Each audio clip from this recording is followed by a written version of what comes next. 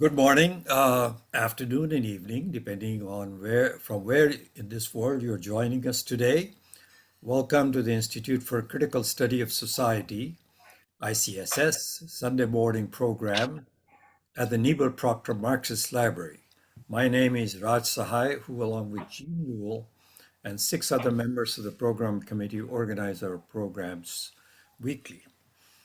So today is 1st of May, and I will just quote you on what Lenin said on May 1. Comrades, this is a quote, comrades workers, let us then prepare with redoubled energy for the decisive battle that is at hand. Let their word spread ever farther afield. Let campaigning for the workers' demands be carried on ever more boldly. Let the celebration of May Day win thousands of new fighters to our cause and swell our forces in the great struggle for the freedom of all the people, for the liberation of all who toil from the yoke of capital. End of quotation. ICSS was formed in 2004 to preserve Marx's heritage and to support emerging struggles for racial and gender equality and for socialism, which is the ultimate goal of May 1st, is to overthrow capital. The opinions expressed in our lectures, workshops, and publications are those of the authors only and do not represent a group consensus on the issues discussed. We are united, however, in our respect for the work of Karl Marx, who in his 11th thesis on Feuerbach said, philosophers have interpreted the world in different ways. The point, however, is to change it. And in fact, in my opinion, we are respecting the work of not only Karl Marx, but also, in my opinion, Lenin. Because after Lenin, there is no such thing as Marxism, but Marxism-Leninism. Change is the only constant in the world, sometimes happening peacefully, at slow, even pace, other times violently, and in rapid, uneven pace, such as we are witnessing today. Men and women are agents of this change, voluntarily or involuntarily. Communists are voluntary agents of change. So today's topic is the abolition of war, anthropological perspectives.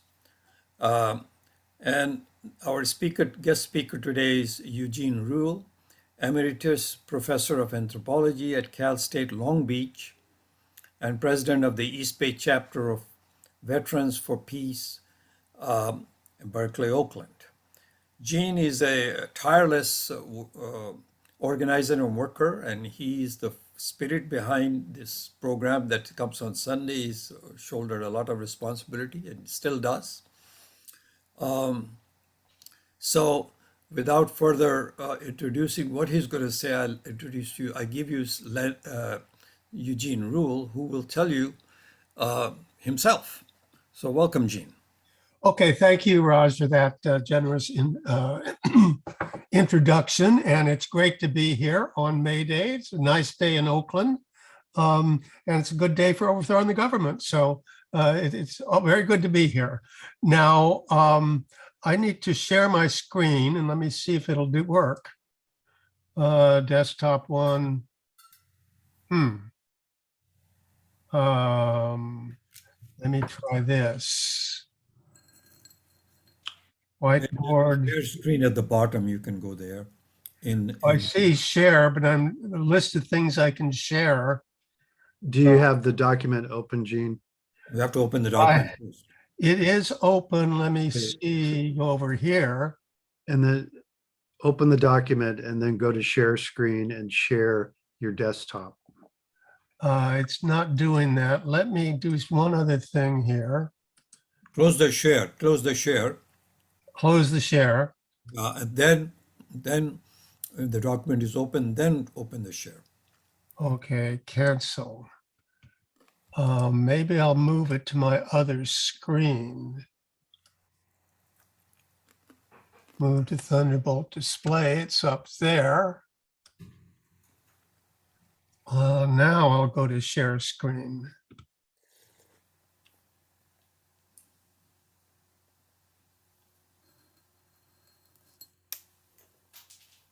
that up there? Not yet.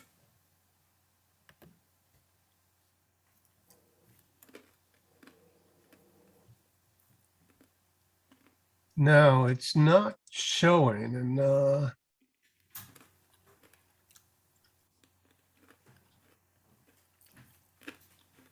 I'm not sure why.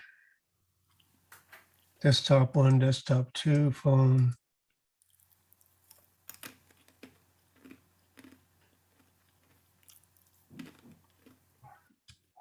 Yeah, it's not working well with Zoom, desktop 1, desktop 2, whiteboard, iPhone.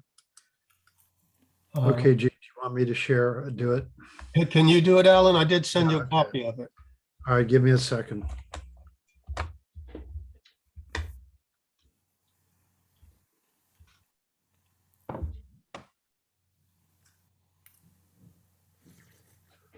Oops.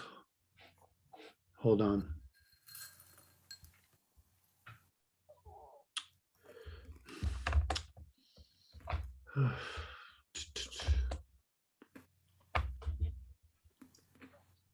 It's as a PDF file.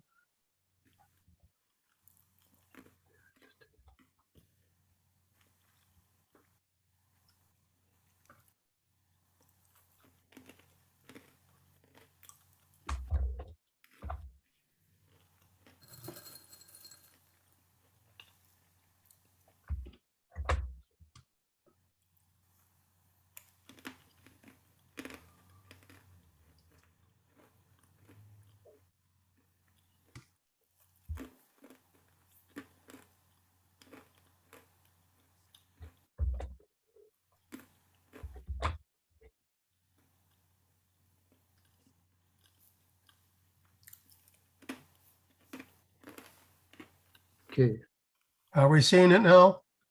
Yes. I have John, yeah. Okay. It's not showing too well on my screen, but I have it on the other screen also.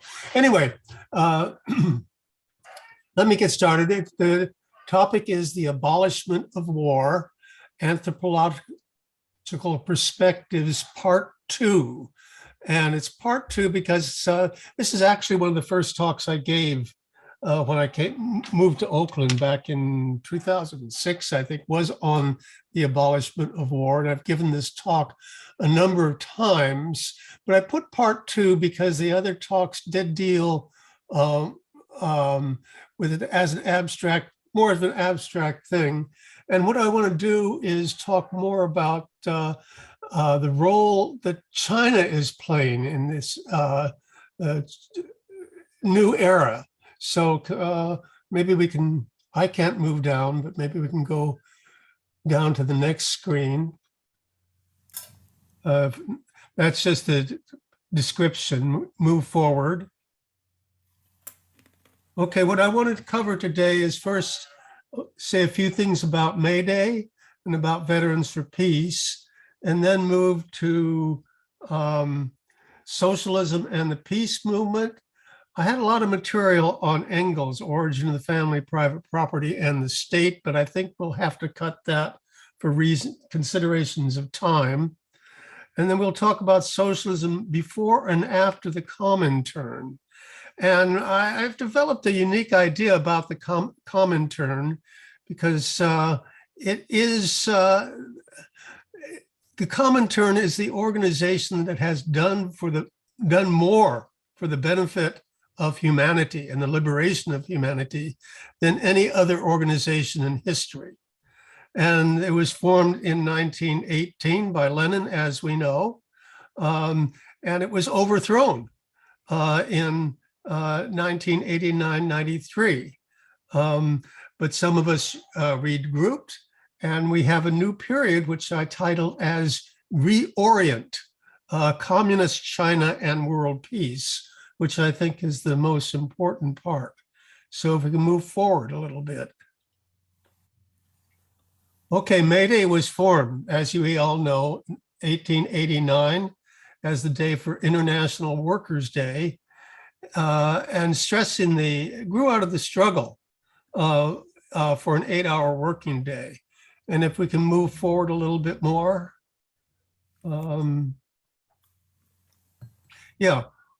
Uh, as you may or may not know, Engels, on this day in 1990, I believe, which was the first May Day, Engels remarked that today, as I write these lines, the European and American proletariat is reviewing its fighting forces, mobilized for the first time, mobilized as one army under one flag for one immediate aim, the standard 8-hour working day to be established by legal entitlement as proclaimed by the Geneva Congress of the International 1886, and again by the Paris Workers' Congress of 1889.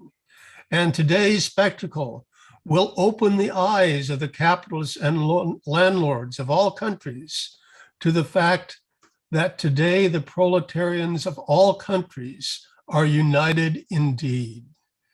If only Marx were still by my side to see this with his own eyes.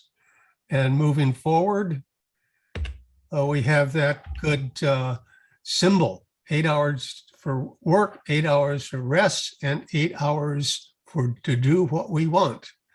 And Lenin's comment on the 8-hour day movement is, it was different than other labor struggles because labor usually confronts individual capitalists. But here, for the first time, the working class as a whole is confronting the capitalists as a whole. So it is a class matter, the 8-hour day. So moving forward here. So I think we need to bear that in mind. And I'm glad that some of us are in fact marching on Labor Day, which is good. Talk a little bit about my organization, Veterans for Peace, because I have to say, I wasn't one of those gung-ho Marines. I almost, as soon as I went in, I knew it was a mistake, but I was there. And, I tell people, that I was in after Korea and before Vietnam, so I was never in combat. And I just thank God, even though I'm an atheist, I still thank God that she never sent me into combat, because especially since I've been working with Veterans for Peace, I see what combat does to people. Even if they're not, don't kill anybody, even if they're not killed, it's still an important feature there. So just want to bear that in mind. And working with my comrades, men and women in the East Bay chapter, that's very important. So let's move forward and see where I am. So that's about the Veterans for Peace. Oh, I want to talk a little bit about this next guy here, Smedley Butler, if you move down a little bit. He's kind of like our patron saint. He was Commandant of the Marine Corps, and he has this book, War is a Racket, where he says that he spent 30 years in the Marine Corps, and that time he was a gangster for big business. And his book, War is a Racket, is definitely worth reading for anybody that is opposed to war. So moving forward here. Okay, I want to talk a little bit also about socialism and the peace movement and move forward a little bit here. Here's Mao. We are advocates of the abolition of war. We do not want war, but war can only be abolished through war. And that's not just some weird idea that Mao had. If we move forward a little bit, we will see that that was in fact the position of Marxists from the very beginning. And here's Marx to Wiedemeyer in 1852, saying that he didn't discover the class struggle. Bourgeois economists knew about that and historians knew about it. What I did that was new was to prove, one, that the existence of classes is only bound up with particular phases in the development of production. 2, that the class struggle necessarily leads to the dictatorship of the proletariat. And 3, that this dictatorship itself constitutes the transition to the abolition of all classes and to a classless society. And we can say that since it's a classless society, it is a stateless society. And since war is a relationship between states, if you don't have the state, you don't have war, which I just want to clarify, does not mean that men will not necessarily fight, because even in ancestral communism, hunting and gathering societies, apparently men used to fight over other things, and homicide was a very important cause of death, but it was not war in the strict sense of people. People were mad at each other, but in war, people don't fight because they're mad at each other. They're mad at each other because they're in war, a state thing. So if we can move forward a little bit here. So from the very beginning, Marx stressed the importance of the peace movement. He said, if the emancipation of the working class requires their fraternal concurrence, how are they to fulfill this great mission with a foreign policy in pursuit of criminal designs, playing upon national prejudices, and squandering in piratical wars the people's blood and treasure? The working classes must learn themselves to master the mysteries of international politics, to watch the diplomatic acts of their respective government. The fight for a peaceful and just foreign policy forms part of the general struggle for the emancipation of the working class. And maybe we send that off to Biden so he could understand that too. But we will move forward. And Lenin was very clear on this also. And, Lenin, sometimes people say, well, in the dictatorship of the proletariat, everybody's going to be elected and it's going to be kind of, like a real scalpel that people use. It's not going to be real harsh like Stalin did. But Lenin was of a different mind. And here's what he said.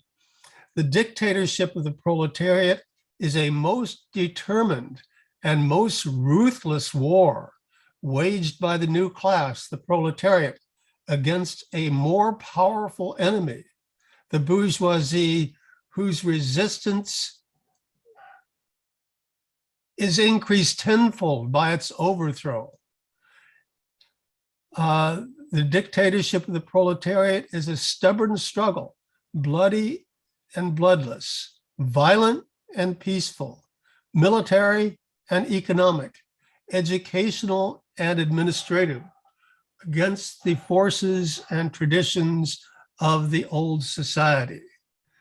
And that's from Lenin, or quoting, that's from Stalin quoting Lenin. And he describes this. We shall use this machine or bludgeon, it's not a scalpel, it's a bludgeon, to destroy all exploitation.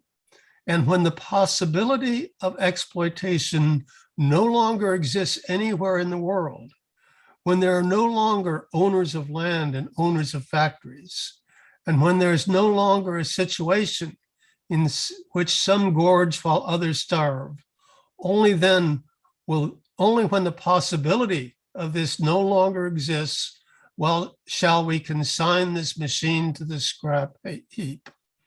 Then there will be no state and no exploitation. Such is the view of our Communist Party. That's what he told the students at Smirnov University. And I would say that's a pretty authoritative statement from Lenin. Moving forward a little bit. Okay, here's, I had a long section on Engels, but I just want to skip that and move forward because I fear that we'll run out of time. keep going down. Well, another oh, here, go back to this quote from, I like this quote, I wanted to include it.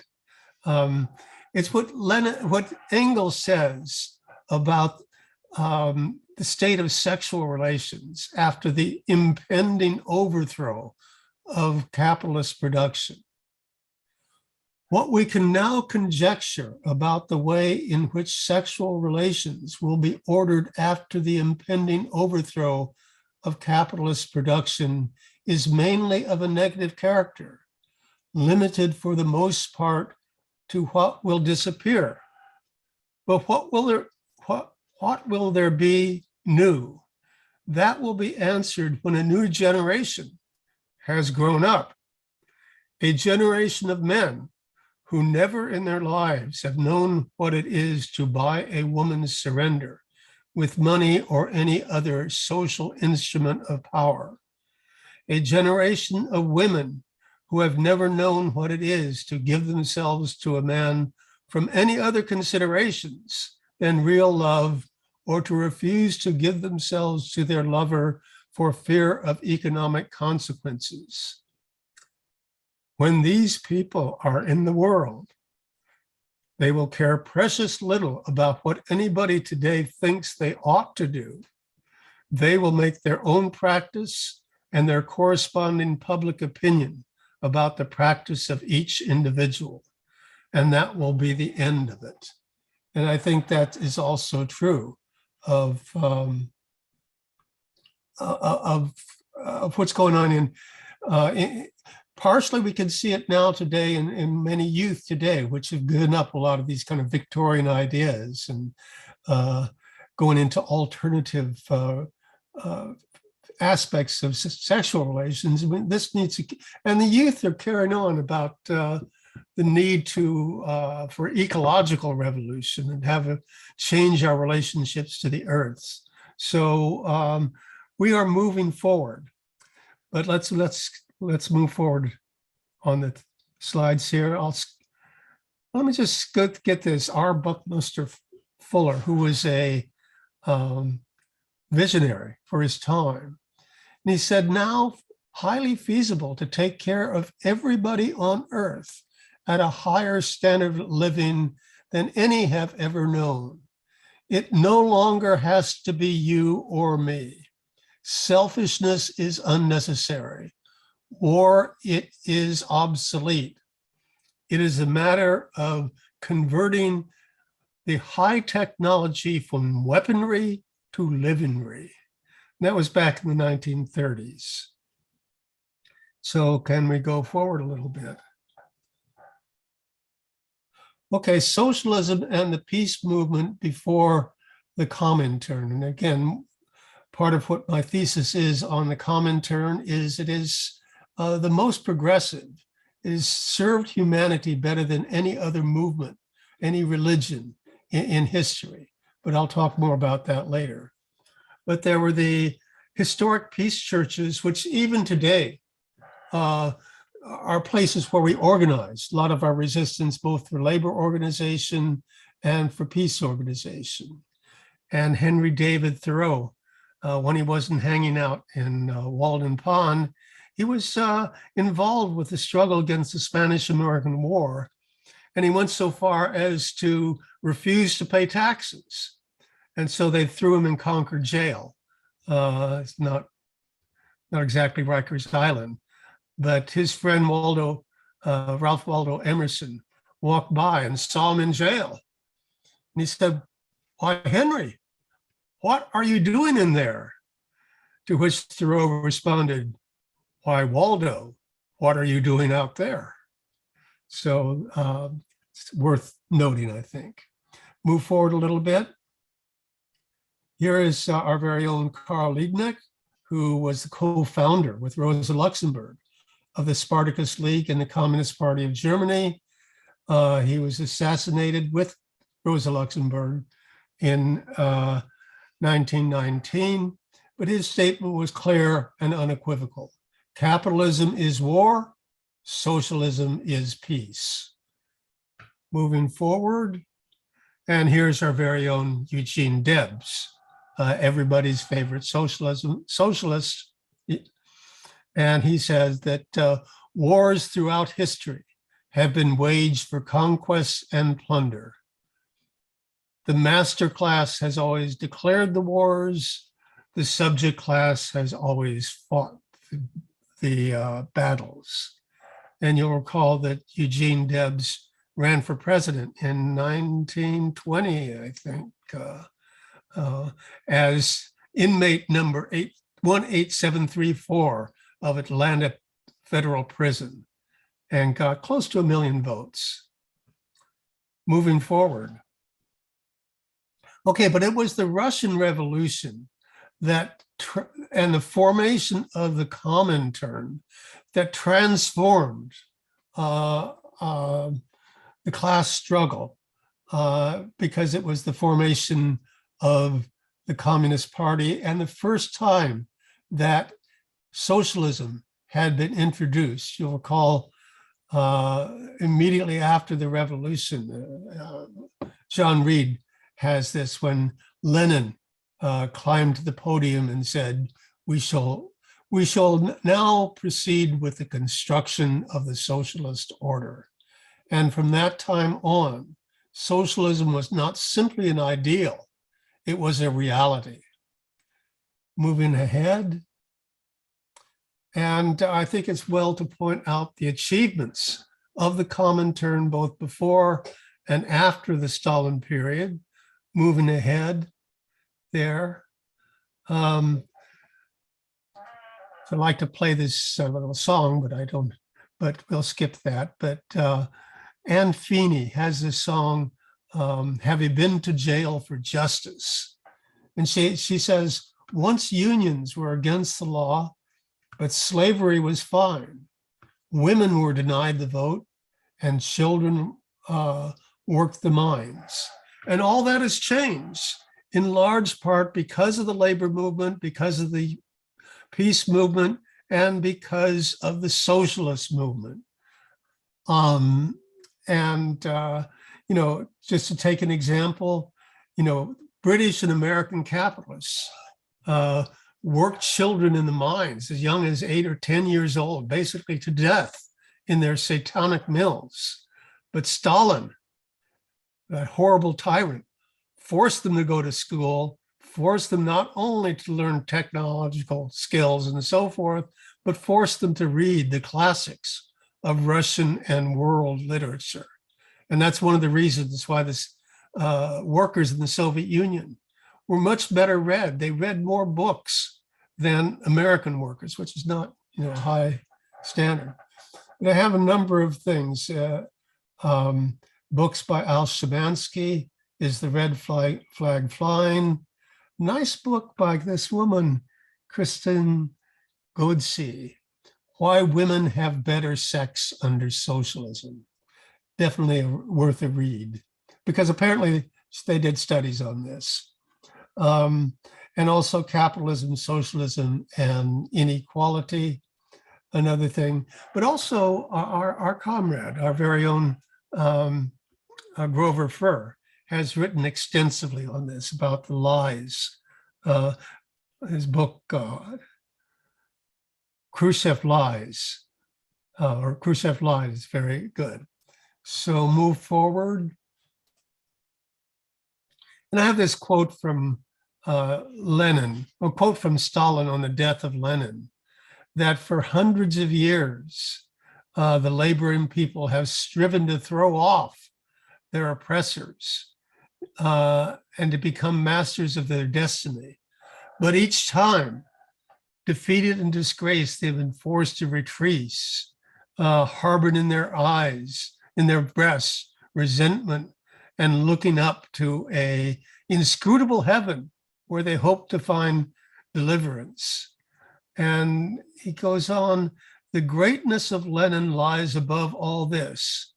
By creating the Republic of Soviets, he gave the practical demonstration to the oppressed masses of the whole world that the hope of deliverance is not lost, that the rule of the landlords and capitalists is short-lived, and that the kingdom of labor can be created by the efforts of laboring peoples themselves, and that the kingdom of labor must be created not in heaven, but on earth. So, and that's true. What Lenin did electrified the whole world, and throughout the world, the bulk of humanity lived in countries that were either explicitly socialist, ruled by socialists, or that were had socialists as a leading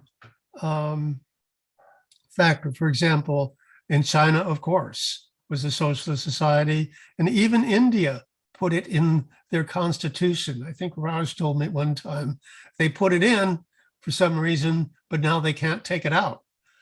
So again, socialism was a very powerful force, and it had a greater influence, more rapid spread than any other movement or ideology and any religion has ever had moving forward. Okay, and one of the effects of this was the United Nations. And here's the picture of the Guernica, the picture that sits in the General Hall of the United Nations. Moving forward, the charter was signed on June 25th, 1945, and came into force. And the preamble says, "We, the peoples of the United Nations, determined to save succeeding generations from the scourge of war, which twice in our lifetime has brought untold sorrow to mankind, do hereby establish an international organization to be known as the United Nations." And moving forward, the very first act of the General Assembly in January 1946 was the establishment of a commission to deal with the problems raised by the discovery of atomic energy, because the world was horrified by the atomic bombs, by the barbarism, savagery that the United States had unleashed upon Hiroshima and Nagasaki, and they were determined that this would never happen again. Moving forward, so that was the first thing they did. However, not only did the United States, every atomic bomb weapon that we have has stamped on it, made in the United States, one way or the other. And within months of the atomic bombing of Hiroshima and Nagasaki, United States was threatening the Soviet Union with annihilation, with nuclear attack. And this is well documented. So I just wanted to say that.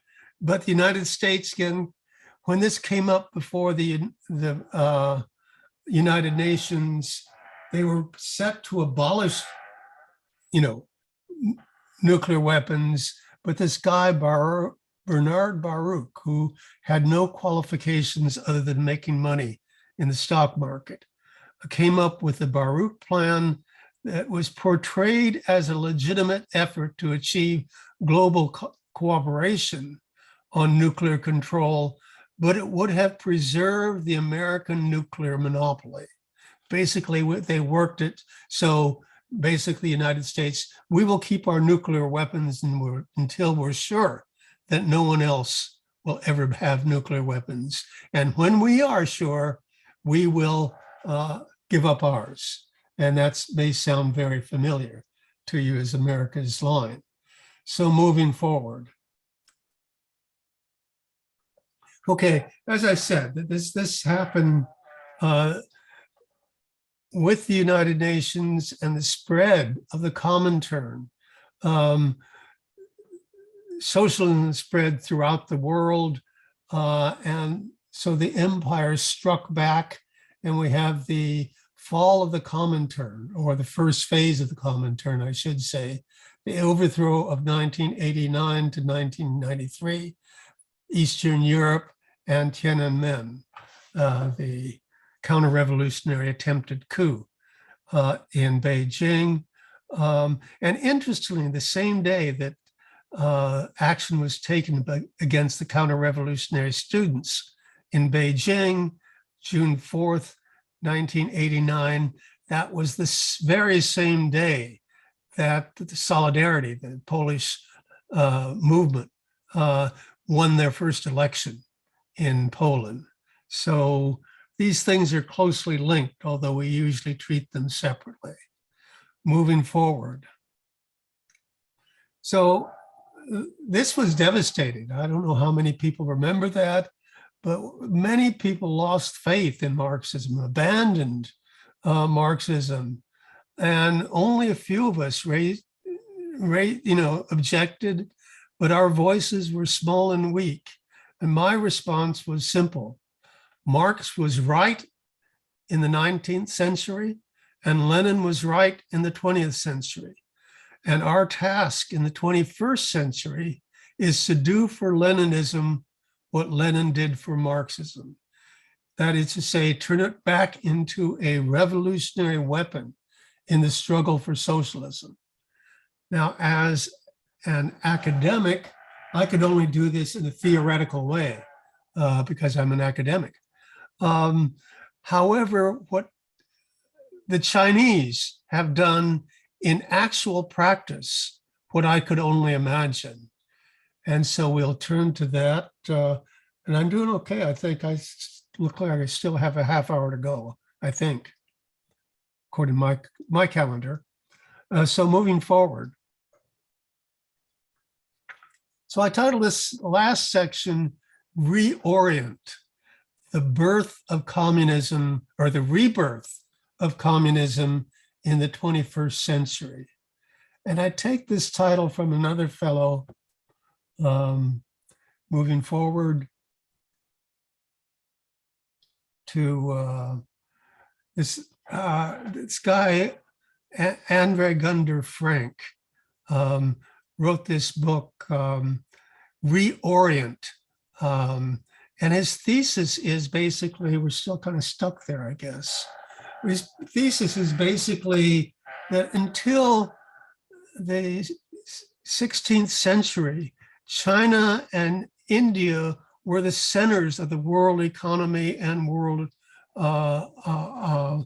political systems. They were the most advanced countries or civilizations, and Europe was essentially a backwater. But what happened is of course, is we saw the rise of the West move forward.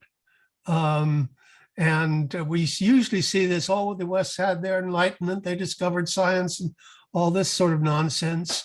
But as Marx put it very succinctly, the rise of Europe is written in the annals of mankind in letters of blood and fire. And he addresses this in great detail in his chapters on the primitive accumulation of capital, which I know we all have read and loved. But if we can move forward a little bit. But what the other side of this is what Andrew Gunder Frank says, well, he developed the idea of the development of underdevelopment, namely that, okay, this process raised the West up, so it became a modern enlightened society. However, that same process, as it pushed the West up, it pushed the rest of the world backwards. So these countries aren't simply backwards countries. They have been under development. Their social orders have been restructured to push these countries backwards, to facilitate the extraction of surplus, which is used for the development of Europe.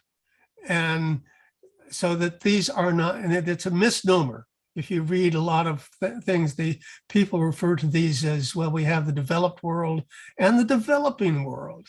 well, these aren't developing world countries. They are oppressed nations. They are being pushed backwards. So I think we need to keep that in mind as our basic conceptual framework.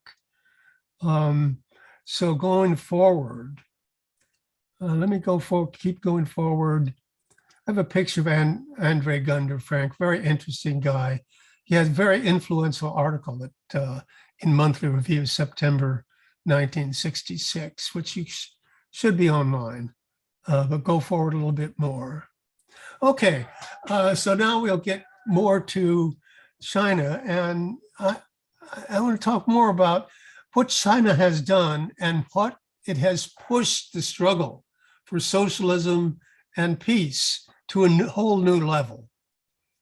And I think a lot of people have watched or seen Robert Mearsheimer. He's a political science professor at the University of Chicago.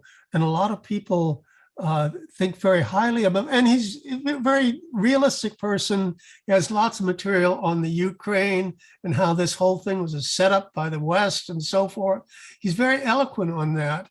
And he was interviewed by this Chinese newscaster in CGTN, the China Global Television Network, Tian Wei. And she makes the point, she questions him and says, basically what you're saying is that we're in a global situation where great powers are struggling, and it is a win-lose situation inherently. What one country wins, the other country loses. It's a zero-sum game. And she pushes him on this. He says, yes, that's true. And she doesn't say so implicitly, but she raises the possibility that isn't there another kind of world where people are involved with win-win situations, basically what China does. And so she raises this issue in a very persuasive way. And I urge you, it's on YouTube, and you urge you to read that or watch that. It's very good watching. So if you go down the next slide, I want to talk about some of the people that have carried this idea forward. One of them is this fellow Zhang Weiwei. He's a real cool guy. I mean, he was the interpreter for Deng Xiaoping. He's been all over the world, and he's internalized this. And he wrote a couple books, The China Wave, The Rise of a Civilizational State. And their point is that China is not a Western nation in the sense that we see in the West for the past few centuries. It is, in fact, a civilizational state that is organized on far different principles, because China was never set out to conquer the world. It simply reached its natural boundaries and basically has enforced its civilization, Confucianism, on the countries around it. And China has been conquered from time to time by barbarians, among them Genghis Khan. But the Chinese have a saying, you can conquer China by horseback, but you cannot rule China by horseback. To rule China, you need the gentry class. You need Confucianism, and one can read Chinese history in one sense as the successive conquest of China by barbarians and the civilizing of those barbarians as they learn Chinese ways. Yeah, and the other thing is, if you go to YouTube and Google Zhang Weiwei, he has a whole series of very short videos, 10, 15-minute videos on how the Chinese party is organized differently than Western parties, and how the Chinese state is organized differently, how labor unions in China are different than labor unions in the United States. Very, very informative and very worthwhile, I think. Moving forward to the next guy, Martin Jakes. who was actually editor of New Left Review for a long time. And then he moved to Singapore, I think, met a Malaysian woman, fell in love, got married, and kind of turned into a Asian lover. His wife unfortunately passed away, but he carries on that mission, and he has a new book. That's this book, When China Rules the World, the End of the Western World and the Birth of a New Global Order, which is a very positive sign, I think, because China is, in fact, the birth of a new order. And that's what it's pushing forward on. And this next guy is, I believe it's Kishore Madhubani.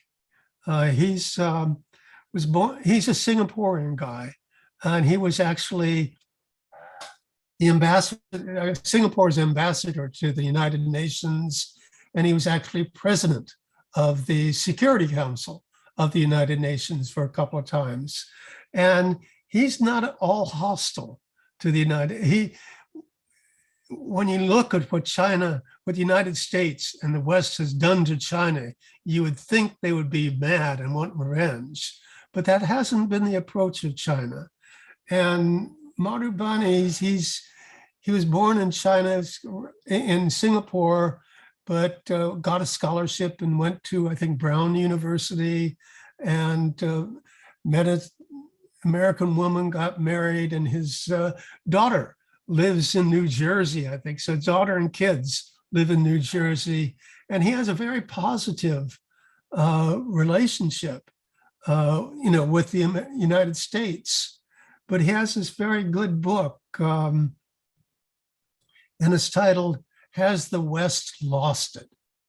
And basically saying that, well, if you look at it, China is basically won, but the West, the politicians in the West simply don't realize this. And therefore, this is a very dangerous situation. Let me move forward on my own notes here. Okay, so this is Madhubani, an academic and geopolitical consultant. He's an interesting guy. I like him.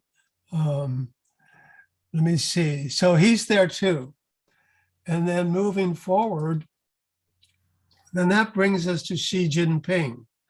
And you have to remember, Xi Jinping, his pictures there with Mao, and people say, oh, he's different than Mao. He's a capitalist, Mao is a socialist, and so forth. And from my perspective, that's all nonsense. Xi Jinping is the legitimate heir of Maoism in China. And people don't really realize that, and I have his picture there with Mao, because he was sent to the, he grew up as his parents were diehard communists and very high up, and they were purged during the Cultural Revolution. He was sent to learn from the peasants, but he did learn from the peasants. He put what he was sent to learn to good effect and rejoined the Communist Party. And he's basically promulgating, which is essentially the inheritor of Mao's view. And you can see this if you look at the Constitution of the People's Republic of China, because people don't pay attention to how China in fact defends itself. Most people say, well, they think they're being communist. They say they're communists, but they're communists in name only. That's not the case, and so forth. But I put up here the Constitution of the People's Republic of China. And it's always very interesting that people talk about what China is without really considering what the Chinese themselves say. So let me just read this. The People's Republic of China is a socialist state governed by the people's democratic dictatorship, led by the working class and based on the alliance of workers and peasants, which is in essence the dictatorship of the proletariat. Now that's hardcore Leninism. I thought I was hardcore until I saw what they say. And again, this is basically the way Lenin described the Soviet Union in their first constitution, almost word for word.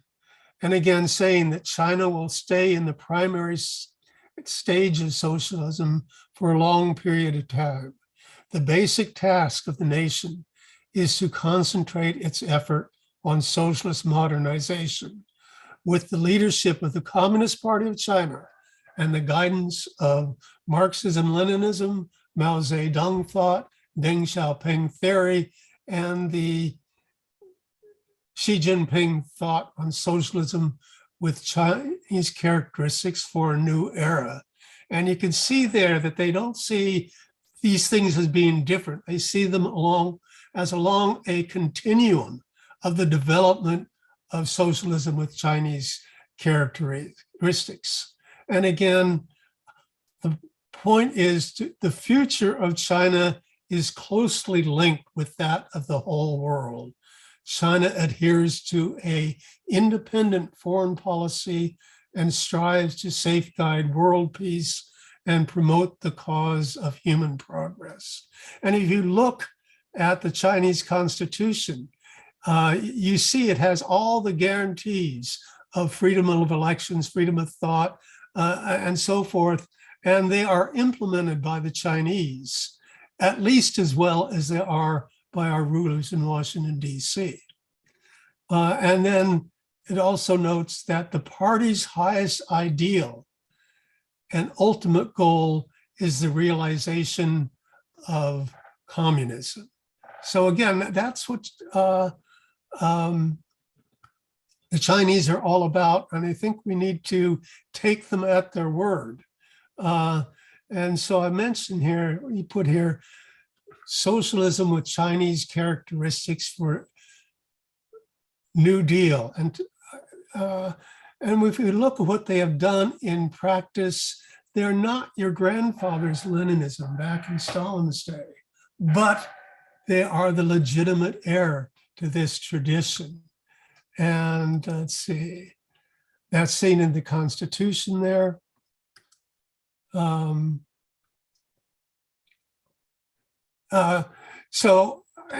if you look at what's going on, the Chinese brag, of course, or say that they have lifted more people out of poverty than any other generation, but they certainly didn't invent improving people's lives.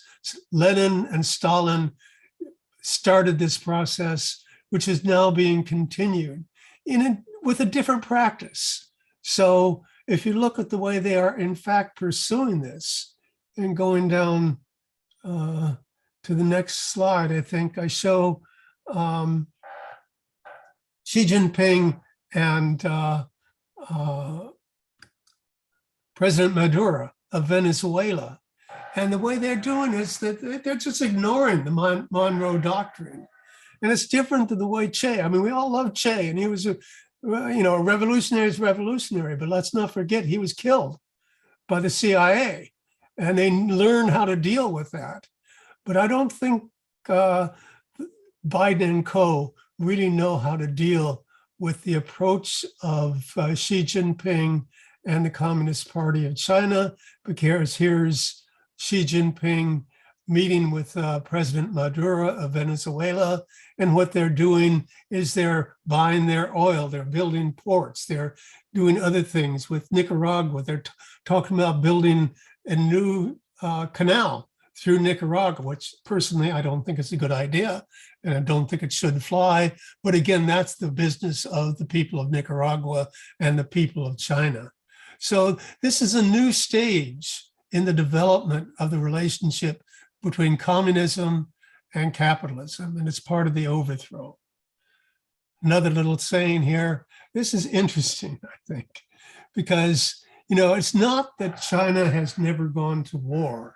We know there's a very unfortunate skirmishes between China and the Soviet Union, and very unfortunate misunderstanding between Vietnam and China, where China actually invaded and killed hundreds, if not, probably not thousands, but hundreds of people killed on both sides. And then they withdrew.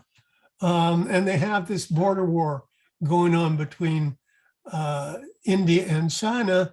And here you see, moving down there, you see the border war between two nuclear powers. And what are they doing? They're throwing sticks and stones at each other. They're forbidden to carry firearms. So, I mean, this is definitely, I would say, a step forward in terms of moving forward. I mean, it's not good that people throw rocks at each other, but that's better than throwing nuclear weapons at each other. And this even penetrates moving forward there. I have a picture of, oh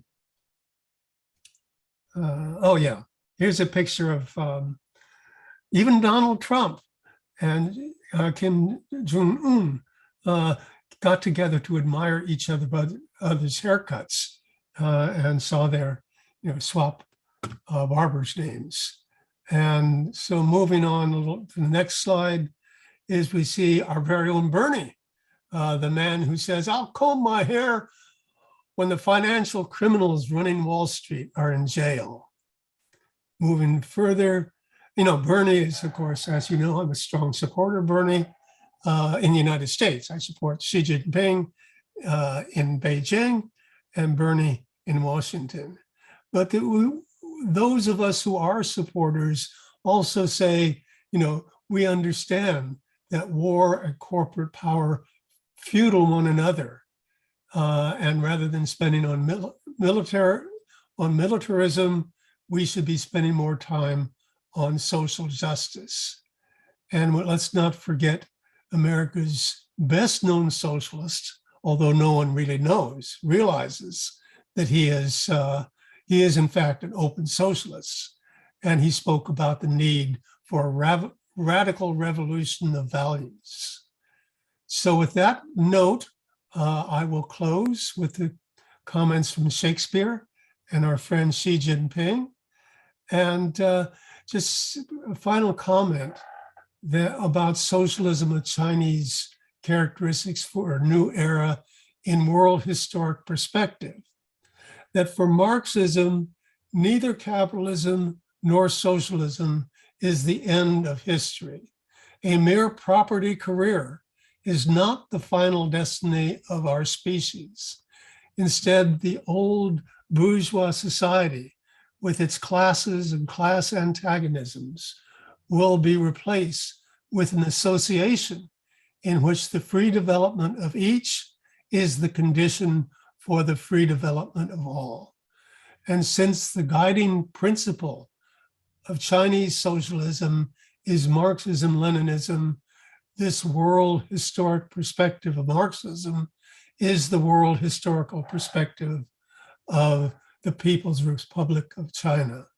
Consequently, China cannot be understood as a European nation state or great power conflict falling into a, quote, Thucydides trap, but must be understood scientifically in Marxist-Leninist terms. And I will stop there. And thank you Thank for you, your Gene. attention. Thank you, And Gene. turn it back over to you, Raj. Yes, thank you, Gene. Thank you very much. And your thoughts well presented. I now will turn to Gene Ruyle, the organizer, to let us know what is going on in the following weeks, following which I'll ask Richard Fallenbaum to make the appeal for funds, and then we return to question and answer period. Okay, well, I do have it here. Okay, next week, we have the destruction of a working class college, the struggle for the City College of San Francisco. And I know many people here were probably involved with that. That was a very important struggle. So that's coming up on, March 8th. March 15th, we have our friend May, the month of May. Not May. May 8th. Yes. I just moving backwards in time. Anyway, yeah. And then we have on May 18th, I think, the next Sunday, we'll have Wadia Halabi talking 15th. on the May 15th. class nature of the state. And then I think we have your friend Raj, Yes, Beta Bretta Pain will class speak struggle in contemporary India. on the left, mistakes of the left and in India over the issue of farmers movement, I think primarily. But I have to get his blurb. And so this are the next 3 programs. So with that done, and then there are more interesting programs coming beyond. But at this point, I'll request Richard Fallenbaum to make his appeal for funds. Richard.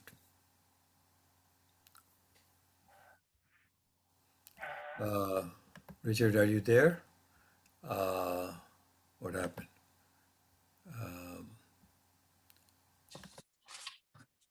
Okay, thank you, Okay. Raj. Thank you, Raj. Just remind people who haven't contributed to our coffers are still open. We need money. We need money for ourselves and for the library. I'm not able to provide the information this time in the chat, but it is readily available on our website, ICSSmarks.org, and on the email that you receive. The different formats in which you contribute: check, PayPal, Patreon. So please do that, and I'll wait for your contributions. Thank you, and returning to you, Raj. Okay, yeah, and I find it very convenient to set up my bank to send a check to Richard every month, so I don't have to worry about it. A certain amount goes to him, and I find it so relaxing, so I don't have to remember to write a check or do other things, just automatic. So you might consider that. And no amount is small, where I think participation is more important. And of course, the larger the better. And we do have expenses, and we also support the library. So we will access funds that we don't use. We give it to the library, which is a very worthy cause. So anyway, at this point, we go to any other announcements. Alan, do you have anything to say? No announcements, no, nothing Okay. extra. Very good. So then we proceed to questions and comments period. And the procedure for that is I'll try to follow sequentially, although at times I might skip over, but that would be for a good reason. So bear with me. So please raise your hand. The way you can do it is go to the reactions, and there you will find raising hands that I'll be able to see who's on the first one to raise, who's second and third, and I'll try to follow that. So until we get, I don't see any raised hands right now. So I will start by saying that, Gene, thank you for the talk. And as you know, you and I have some difference on what is socialism and whether or not socialism today is being practiced in some of the countries that we mentioned and that you prominently support as socialists, like China. So that difference is an interesting one between two comrades, very friendly comrades, me and you, and several other comrades, and needs to be debated very vigorously because workers' world's future is at stake. As you know, this hot war, or what Russia calls special military operations, but actually is a war because the West is supplying through NATO enormous arms. United States is supplying to Ukraine and fighting to the last Ukrainian man. Russia, in order to weaken the Russia, is part of this imperialist war that's going on, in my opinion. So I think now I see there is a raised hand, Richard Wright. So Gene, you can react to this, my comment, or come back to it later. So, what would you prefer, react to it or wait till Richard has spoken? Well, I've been reacting to this whole talk was in part a reaction to you, Raj, and I appreciate it.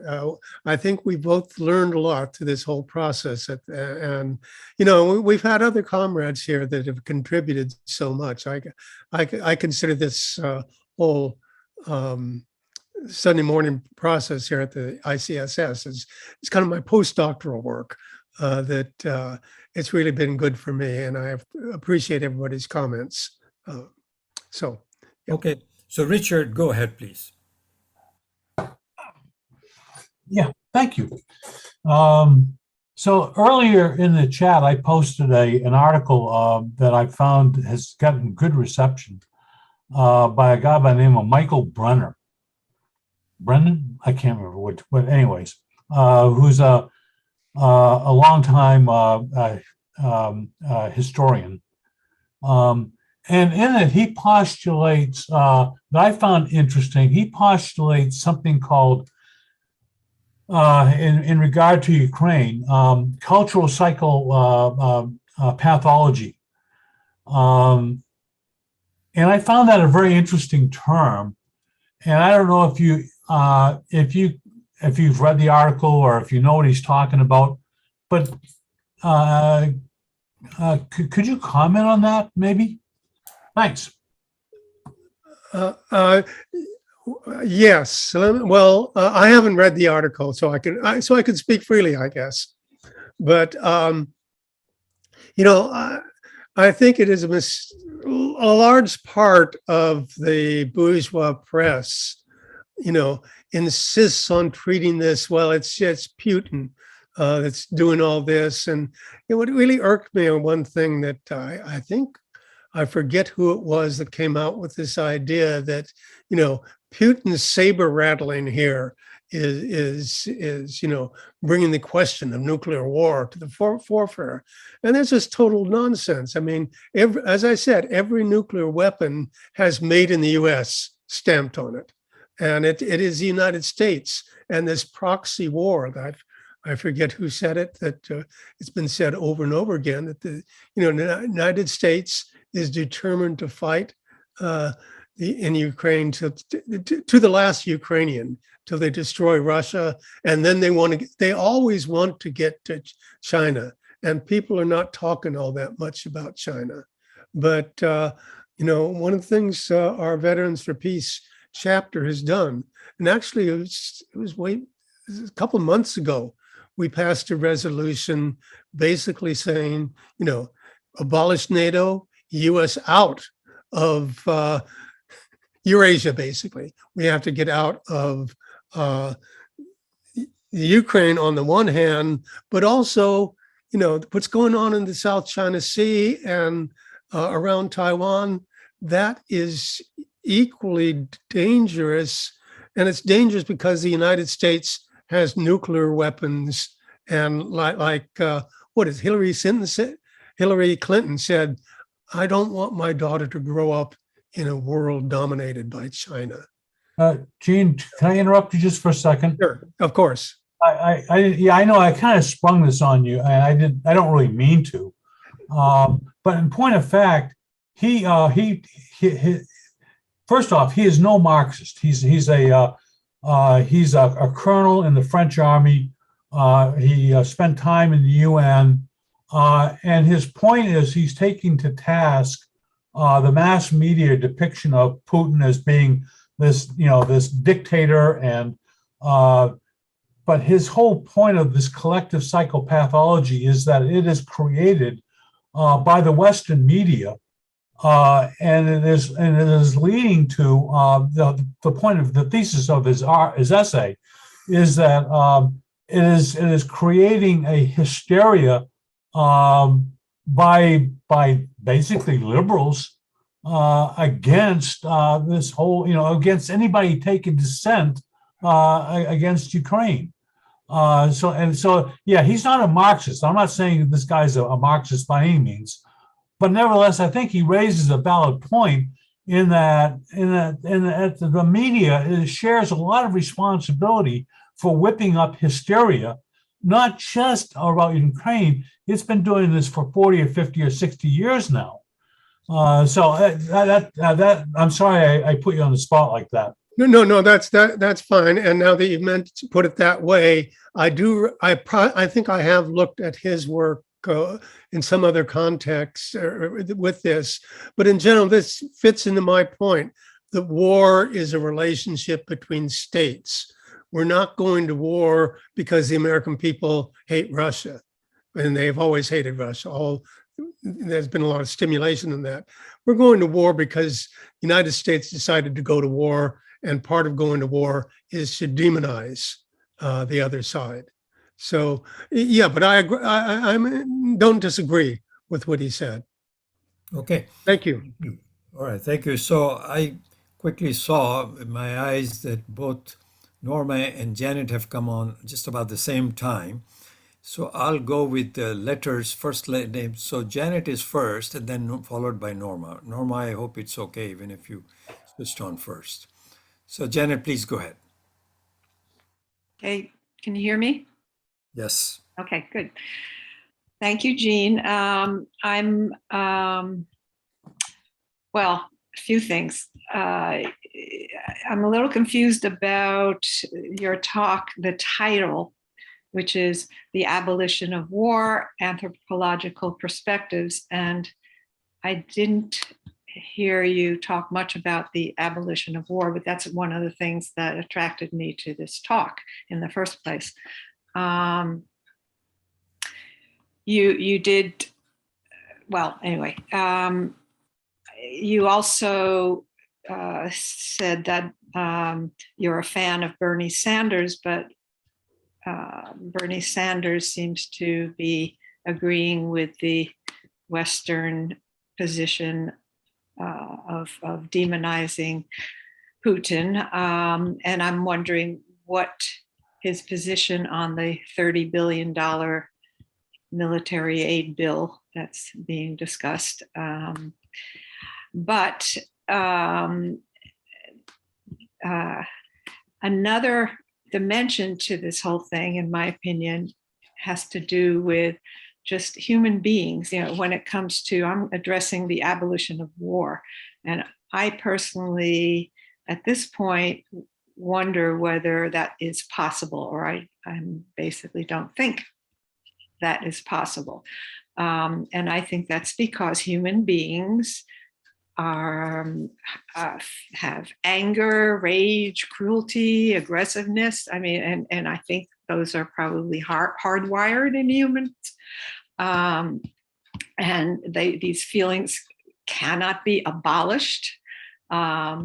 And I think they lead to war.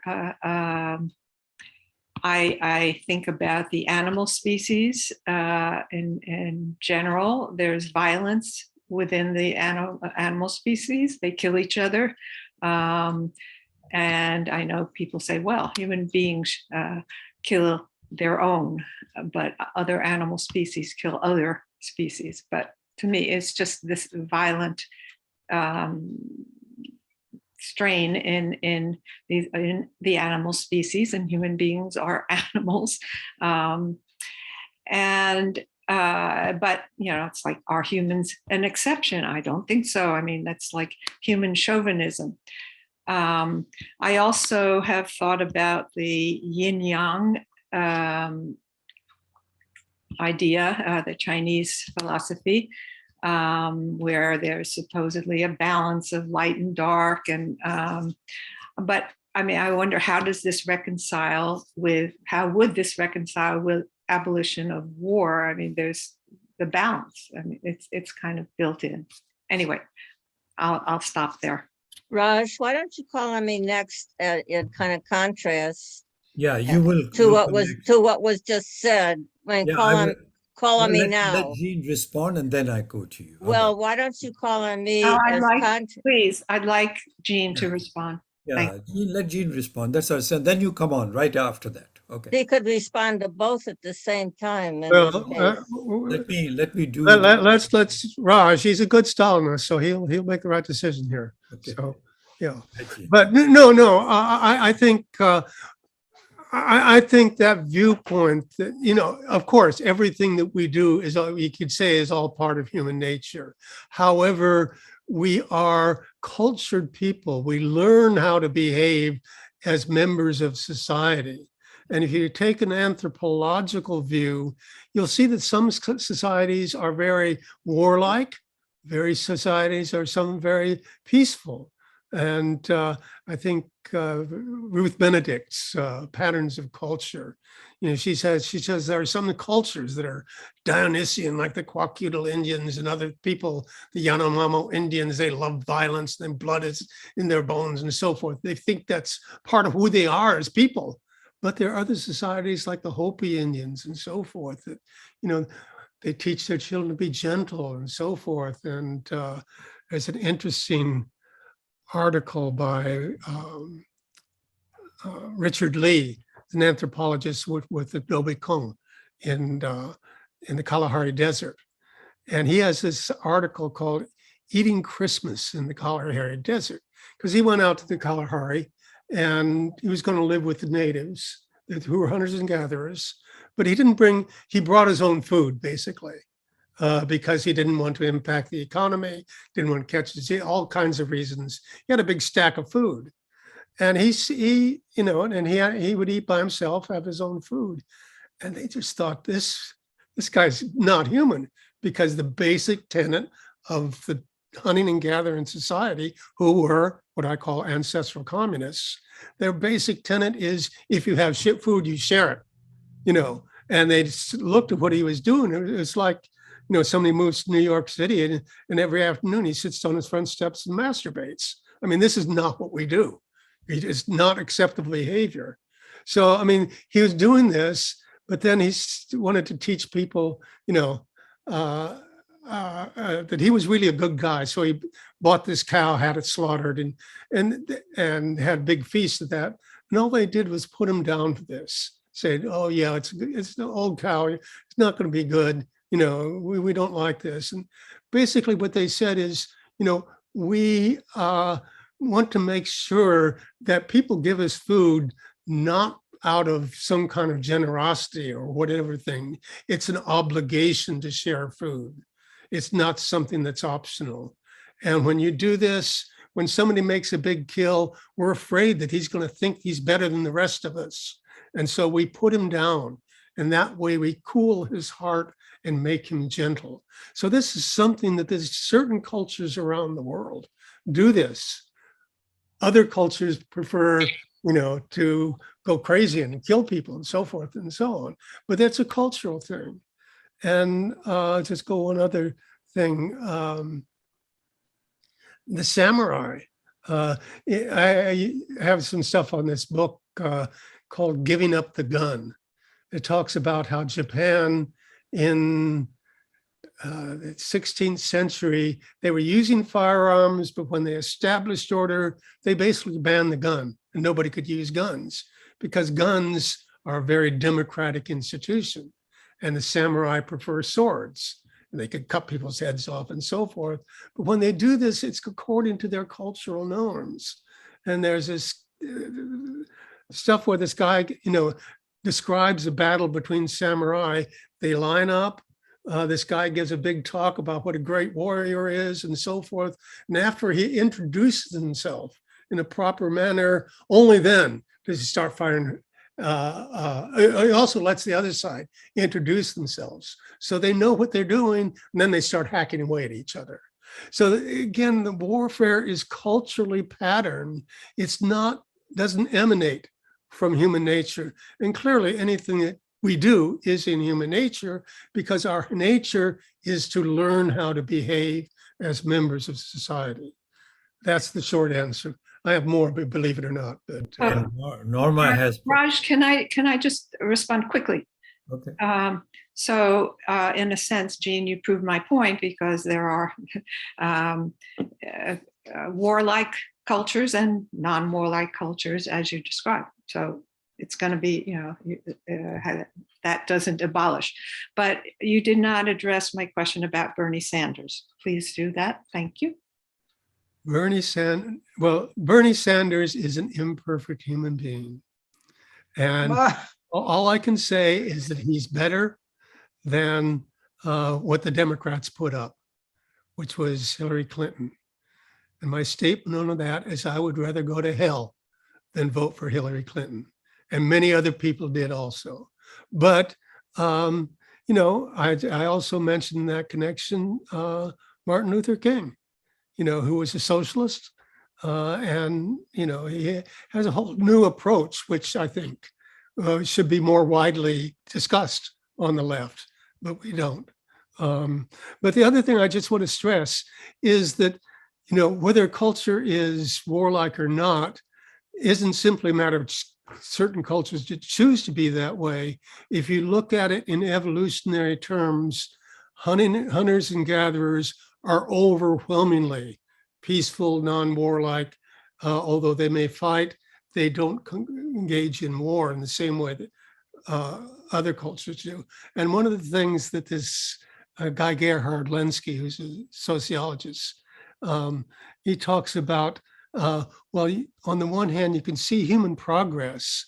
On the other hand, you see an ethical regression in, as you see, the development of cultures. So hunters and gatherers are basically tend to be very peaceful. Horticulturalists and agrarian societies and contemporary societies are very warlike because it becomes in interest people to make war because they can gain from this. And Engels talks about bands of armed men who go out, raid other societies, kill the men, rape the women, and bring the children back as slaves. And that's a pattern that emerges at a certain stage in human development. And it, as Engels says, with the development of society, it will disappear in the future as the conditions that gave rise to it will pass away. So that's my argument in that regard. And the rest will. Bernie's okay. He's a good man. Norma, please go ahead. Oh, yeah.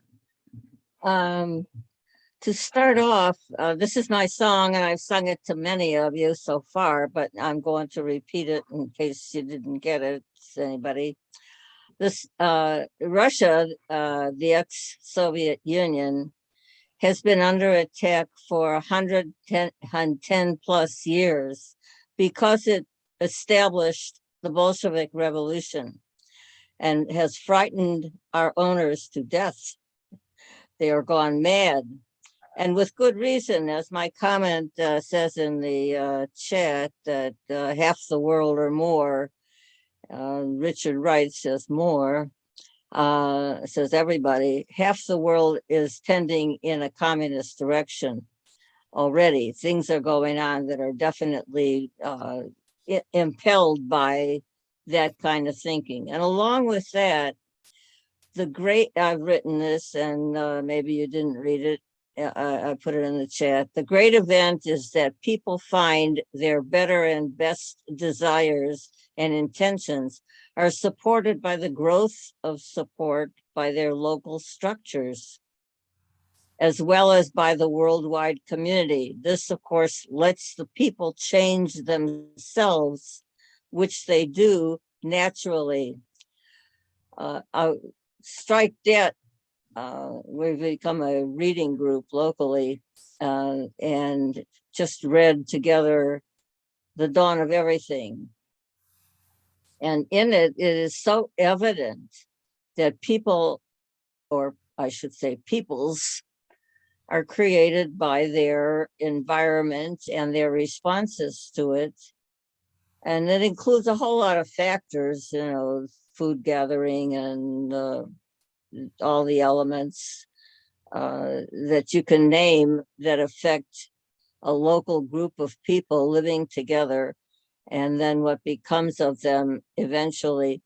It seems a lot of them tend in the direction of having leaders / rulers rise out of them, but they seem to have been less controlled by the emergence of those leaders until eventually the later stage evolutions led to the horrible punitive leadership. So, but the idea is that people with the intention that is communistic change. And that's what we're guaranteeing ourselves as we go along, creating the society that it's hard for people to describe. People have to practice it. How would we live and so forth? I'm attending another one of those in the next few days. How would we live in a society that is impelled by awareness of our environment and the understanding that we can control it? In the case of the profiteers, we can't control it because they keep killing us. So the objective has to be how to deal with that factor, which seems to have been able to occur in a lot of places, and gradually or suddenly. So taking the advice of the advance of the communist direction throughout the world, here and there in all kinds of ways. And I like Gene's guarantee that any place that says that it's communist is communist, regardless of whether it lives by the rules that Raj thinks need to be agreed to, met, the Leninist or other rules of communism. And I read in the newspaper that Xi Jinping, that is the local newspaper, the West County Times, picked an article from someplace some months ago, that Xi Jinping is going after the structure that allows the profiteering by these few people who have managed to capture an element of the economy. These, of course, are people in China that do not own government. Certainly no way own it the way it's owned here in the United States and many other local capitalist governments. So Xi Jinping has got a clue, you know. Okay, so I actually don't see hands up, but I will want to, I think the Janet's subject that she raised is important because that's related to Jean's topic today, abolition of war. So what is modern warfare about? Why is it related to the tendency of aggressive men, mostly men, sometimes women, but mostly men, or is it propelled by, and I think Jean indicated, and so did Norma, that it comes from the insatiable desire of profit making of capital. I think both of them are saying that different way, and I agree with that. And the thing is that it is capitalism cannot be a system in the world without war, because this infinite urge for war accumulation leads to crises of the economic system itself, which is in Marx's third volume, chapter 13, 14, 15, by the way. I'm reading for the third time, the third volume, all three volumes. So it is an internal contradiction of capital that actually creates crisis, economic crisis. And one of the ways it overcomes that crisis is by destruction of capital. Of course, not their own capital. To whose capital will you want to destroy if the whole global system is capitalist? Rivals' capital. And I think that's why war is endemic to capitalism. And I agree with Jean that you cannot eliminate war until you have eliminated capitalism.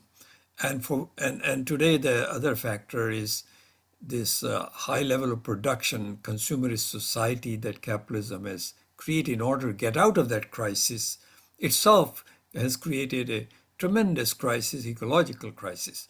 So there's a double whammy now on humanity.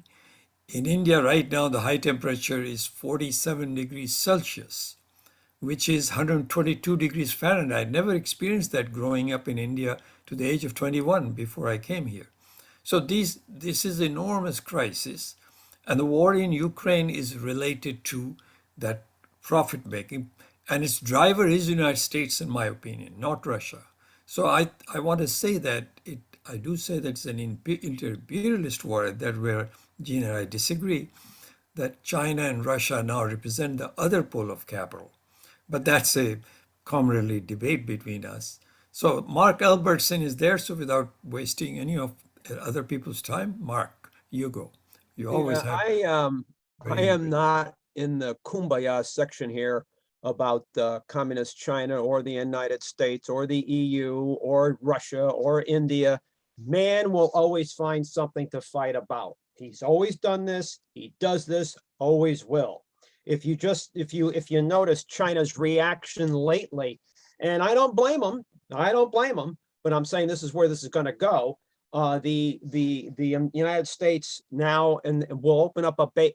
This has been going on for a while now. Will open up a base in Australia to base nuclear submarines. Well, what did China just do? They opened up relations with the Solomon Islands. If you go back to 1942, when the Japanese began building the airfield on Guadalcanal, a B-17 saw this. And they also picked up that the Japanese were building a seaplane base on an island nearby called Tulagi. And this caused the United States to react. Now, why did they react? Because the convoys coming from the United States going to Australia, New Zealand, that had to be neutralized. Now, the United States has already reacted to this. They've already broached this with China. And don't think that China is not going to build a Navy base here and an air base, just like the United States won't get off Guam. It's only a matter of time before the United States is going to might have to get off Okinawa. But Guam now is being dredged to make it a deeper harbor for more United States warships. And so this stuff about it doesn't make any difference what system it is. Man's going to fight. It's that simple. It's always been this way. Now, granted, that is a learned phenomenon. I agree with that. But let's understand something. As soon as you come out of that birth chute, we aren't equal anymore. There is no such thing as equality. It depends on where you're born. It depends on the economy. It depends on the political structure. It depends on the climate. We kind of leave that one out. There are people who are going to be born in different climates who are going to be better off than people who are born in oppressive climates. We've seen this. And so this notion about, and another thing, the UN. Now, the UN on the surface should work. Why doesn't it work? Because you've seen the development of things like the G7 and the G20.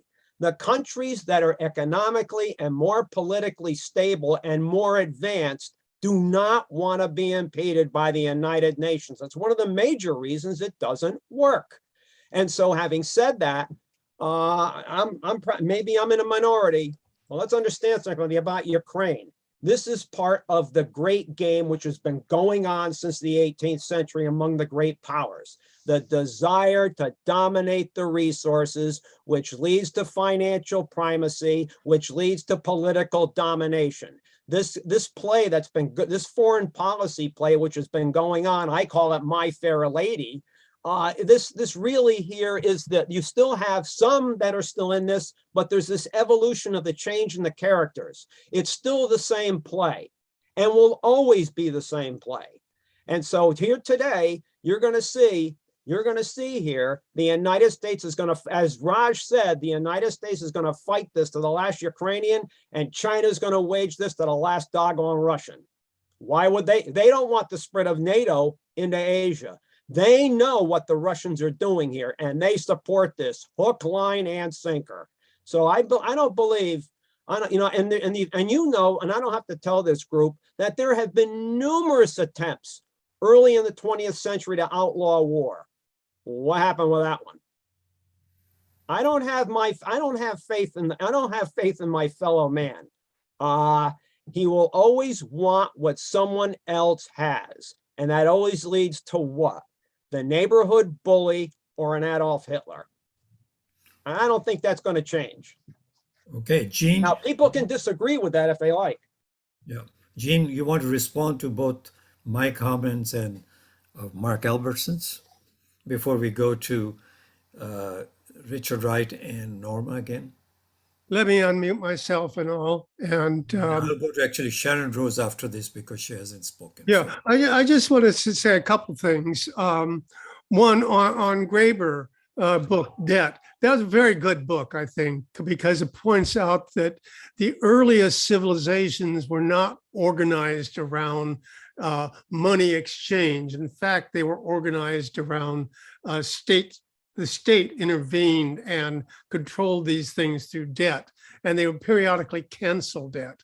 And both Graeber and this fellow, Michael Hudson, has done archaeological work and actually uncovered these codes in which debt was abolished.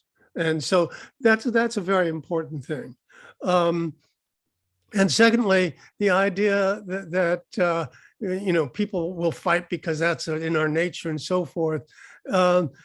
Okay, people are entitled to their own opinions on this. However, Marx, Engels, Lenin, all of these people, including Stalin, had their different opinion.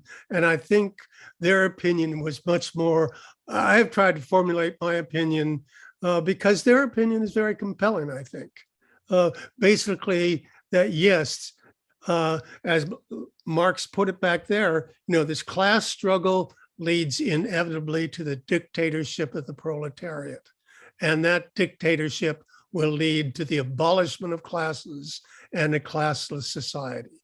So if you don't have a classless society, if everybody's needs are taken care of, and nobody is rich and nobody is poor, and nobody can live by exploiting others, when that is the condition, then there will be no state and there will be no war. And that is what Lenin said. Now, you have a different opinion. I appreciate that. And I always appreciate your views on these matters. However, I think we have to acknowledge that Marxism, scientific socialism has a much different business. And people may have the opinion that they can fly too, and they're entitled to that opinion. But I think reality, if they actually try to put that into effect, will intervene. Before I go to Sharon, Mark, did you want to continue the dialogue with one more, or is this a separate thing you're going to? Well, the other thing I have here is, and I've got it right here, Mao's book on guerrilla warfare. He said, and I've always said this. I've said this for years in various talks. And I think this is one of the most accurate dictums put out by anybody from the entire 20th century. Political power comes from the barrel of a gun. You try refuting that. You can't. How about Lenin himself? Lenin stated, an oppressed class, if not making efforts to learn to wield arms and to obtain them, only deserve to be treated as slaves. And then there's also Thomas Jefferson, who maybe in a more refined way said, the tree of liberty is watered with the blood of patriots and tyrants. It is its natural manure. And that's no shit. Okay. All right. So I think, Gene, you don't need to react to that. Let's just go to people are entitled to their own opinions, and we have a different opinion. And as a scientific socialism, I try to look at all aspects of these things. We have to look, at all aspects of this and not simply pick out a few quotes that reinforce our opinions, but rather look at all the aspects and try to develop a scientific approach. And there's a good article called The Method of Multiple Working Hypotheses. You don't just take a hypothesis and see if you can prove it or disprove it. You have to look at all the different ideas and look at all the evidence. And that's what I have tried to do. If I have failed, I've failed. But still, I have tried to do that. Okay, Sharon Rose is next, followed by Richard Wright, followed by Norma. Oh, it's before Richard. Okay, you go next before. Okay. So what I'm going to say is actually a different way of saying what Gene said. So Mark used the term faith. He said he doesn't have faith in fellow humans that will ever change. And I think that Marxists have a kind of materialist faith. We have faith that the class struggle will eventually, in the class struggle, the communists will eventually win, and that the overthrow of capital worldwide will prevail. And the reason we have that faith is that we have a materialist understanding of history and how things are going. So I think that this is the century of communism, and it might take longer than the next 80 years, and it may not. But capitalism contains the seeds of its own destruction, and that's why I continue to have faith that eventually we will live under, the humanity will live under communism.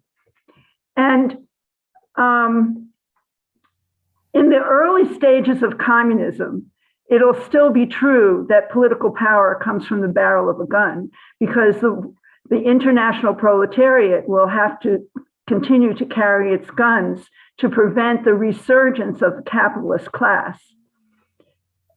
But eventually, we will no longer need those guns, because there will only be the proletariat. There will only be working people living their lives on this planet.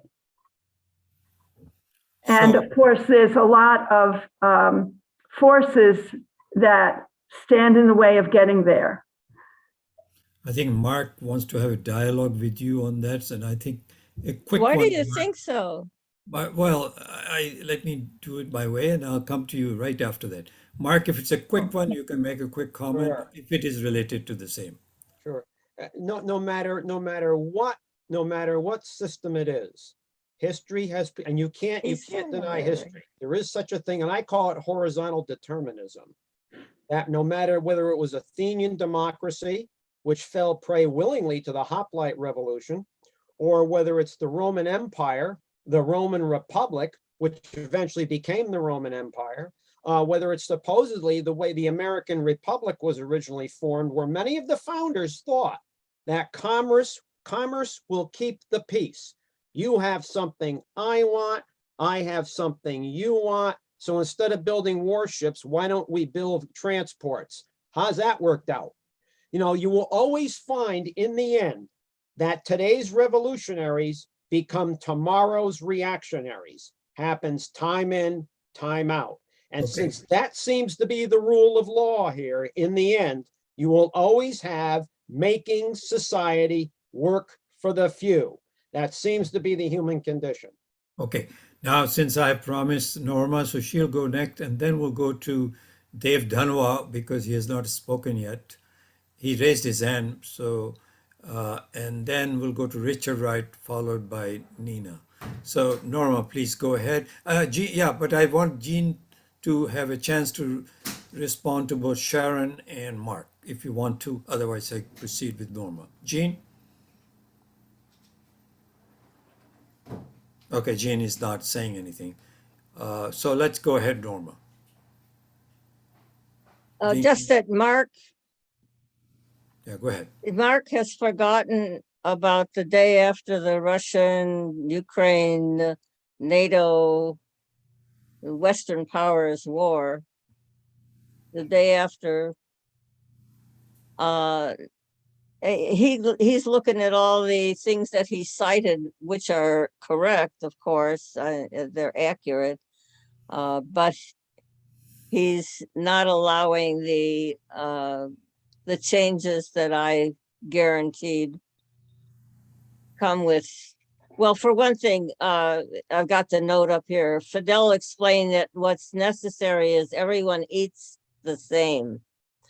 And that is what's going to happen, is there's going to be the worldwide, I know this sounds like a prayer from out in outer space, but it's the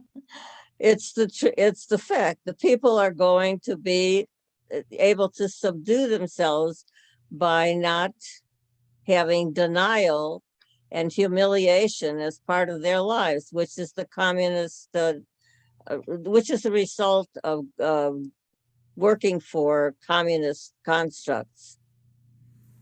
Okay, so we go to Dave Dhanwa. Oh, sorry, Richard. Dave Dhanwa followed by Richard Wright, then Nina Wax. I just wanted to comment.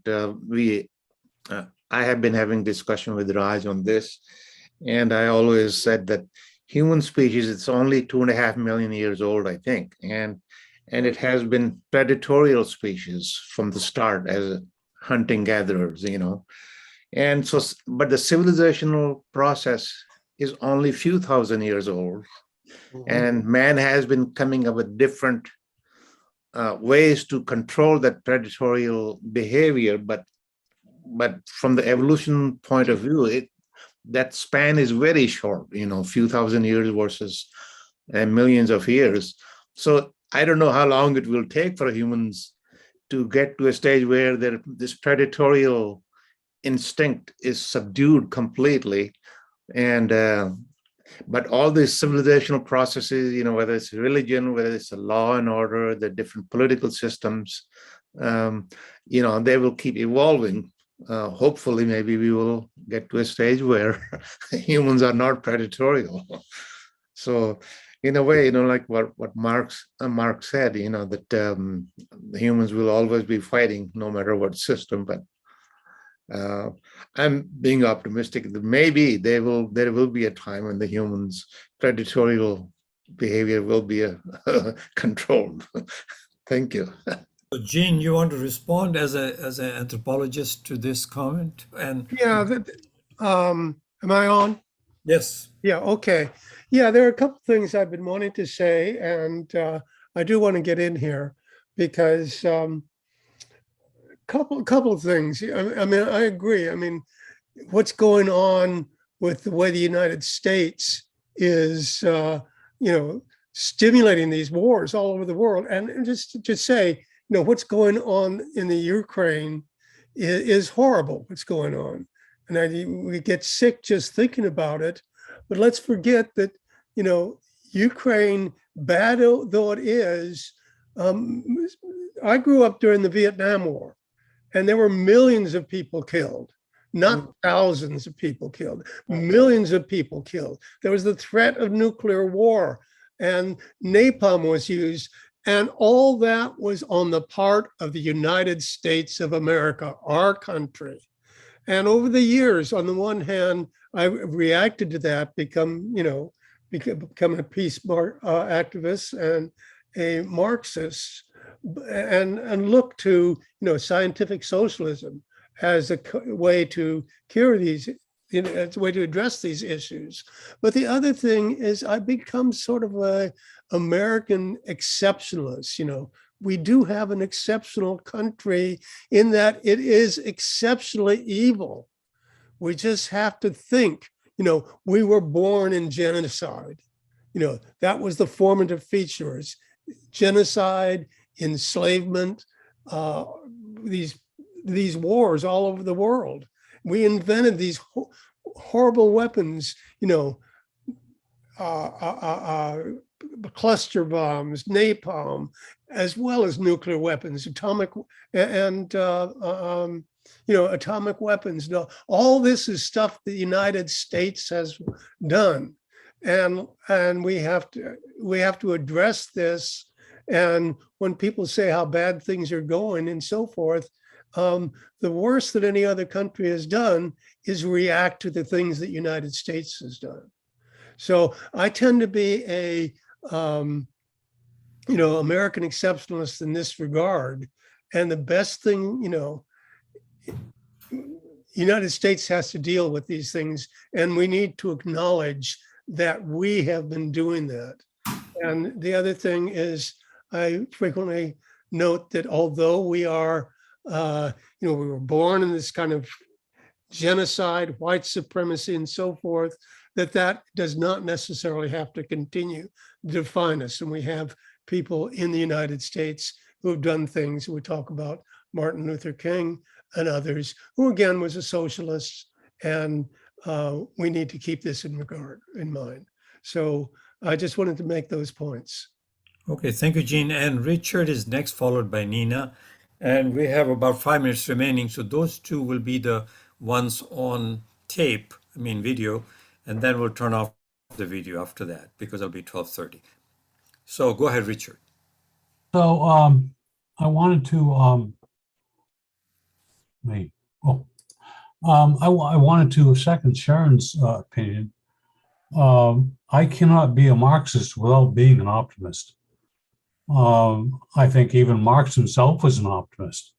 Otherwise, why would you be on the barricades, putting your life in danger, other than to advance advanced human culture, the human condition. In that sense, I sort of disagree with I do disagree with Mark. Not that we don't have a nature of, maybe there is a nature of conflict, in that sense, that's why I got back to this whole nature of our values are passed on to us through table talk, if you will.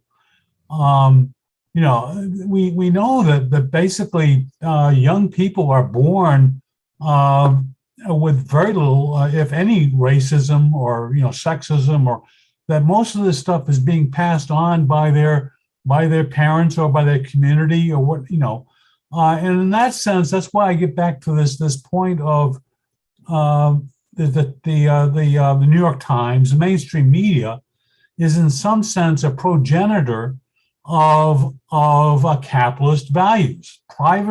These papers are privately owned, they are capitalist, and they pass on these values. So if you in some sense, if you want to address that, you need to address these private papers. That doesn't mean that you can't do it at a community level, as well. So I guess in that sense, that's why I disagree with Mark. I'll shut up and pass the torch. Time is up. So.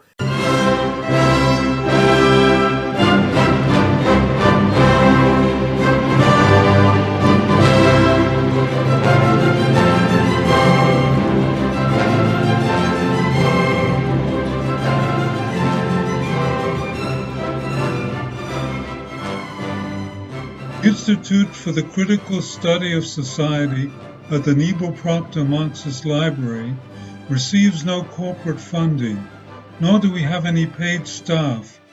We rely on the support of working class folks that share our commitment to the socialist legacy of Karl Marx. We continue to need funds to meet necessary expenses.